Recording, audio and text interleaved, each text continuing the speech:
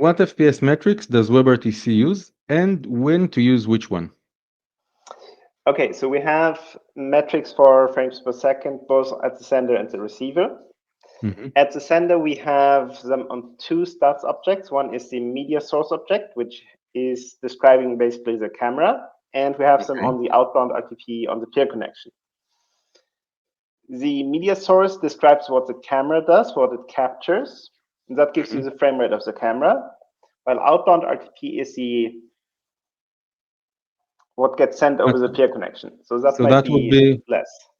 it what's actually encoded and then sent, or Yes. sending. Yes. Okay. And what happens on the receiver? On the receiver, we have the same thing. We have a frames per second for receive, and we have the frames received and frames decoded. That gives you an indication again. And frames per second is always a 1 second window, so it's very short.